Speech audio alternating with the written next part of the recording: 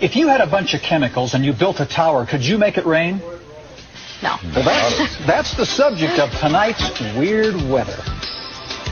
In the early 1900s, there was a gentleman who said he could make it rain. Charles M. Hatfield. Well, he said for $50, he could deliver. Well, Los Angeles farmers said, we need rain. Will you make it rain? He did. And they were so happy, they paid him $100. Well, there was a lake in the area, Lake Hemet. He said for $4,000, he could deliver 4 inches of rain. So he made this tower and he mixed up some chemicals. Guess what? 11 inches of rain fell and it rose 22 feet. Operators say it was the best bargain they'd ever had. There was another area that needed it. San Diego City contracted him to fill Lake Marina in 1 year. If he did it, $10,000. If not, he didn't get a penny. January 1st, he put his towers up and started sending his chemicals away. January 5th, it began to rain. January 10th, heavy rain kept going. And by January 15th, it had been a downpour for nearly 5 days. Okay, so the rain did come, and apparently it was Hatfield that was doing it, but look what happened after that. On the 19th, Marina Reservoir filled.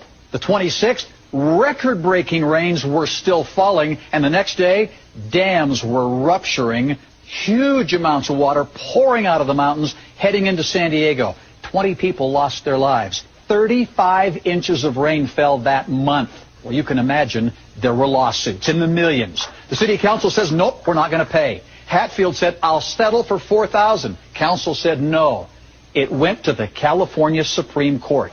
They ruled that was an act of God. Well, if that's the case, neither Hatfield nor the city was liable for the damages. Also, if it was an act of God, then that means Hatfield didn't do it. City council? Nope. They say they're not going to pay. Well, Charles Hatfield was known by many names. He was a cloud coaxer, a water magician, a moisture accelerator, the wizard of hope, a pluviculturalist, the great precipitator, but most of the time he was just known as Hatfield the Rainmaker. My. Should have bottled those chemicals. Or maybe not. It was a secret, and even his brother didn't know, but the scientist of the day said there's no way that a man could do that. Well, he asked, well, it kept raining. Well, he was guessing lucky.